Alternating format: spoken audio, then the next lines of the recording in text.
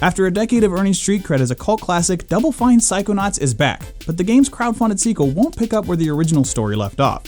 For that, you'll need to enter virtual reality with Psychonauts in the Rhombus of Ruin for PlayStation VR. On February 21st, Double Fine fans will get their first glimpse at the Psychonauts world in over a decade. But Rasputin's new adventure isn't a 3D platformer, it's a first-person virtual reality puzzle game. Sony's PlayStation VR headset puts you behind the eyes of the Psychonauts' newest recruit and gives you access to all his supernatural abilities: telekinesis, psyblast, pyrokinesis, and more. On their own, these powers are more than enough to make an interesting VR experience. After all, who doesn't like throwing books and lighting things on fire with their mind? But it's the hero's clairvoyance power that gives the Psychonauts VR experience its edge. Like many seated virtual reality games, Psychonauts in the Rhombus of Ruin relies on teleportation to move characters around its virtual world, and that's an experience that can feel jarring and unnatural. The clairvoyance power in Psychonauts, on the other hand, contextualizes that sudden movement. You aren't teleporting, you're entering another person's mind. It's not just a random teleportation to another space.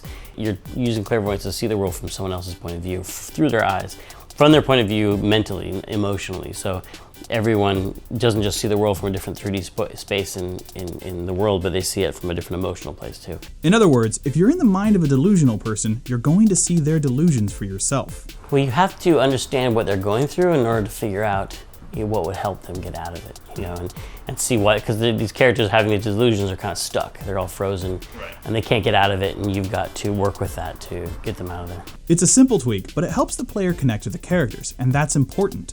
Unlike the original Psychonauts, Rhombus of Ruin is a slow, seated experience that relies on strong characters to keep it going. On top of that, Rhombus of Ruin is a solid puzzle adventure game, one that harkens back to Schafer's early work on the Monkey Island games, Full Throttle, and Grim Fandango. And those puzzles alone make it worth playing, but if we were to call out one thing about the experience that holds it together, it would be how the game connects you to its characters. At its root, I think Psychonauts has always been about empathy. It's always been about getting inside someone's mind, helps you see the world, like feel their pain, see what scares them. That's like an emotional core to Psychonauts, and I think that's just a really easy gameplay mechanic way to do that. Harold, you stay put. I'll come back for you when it's safe.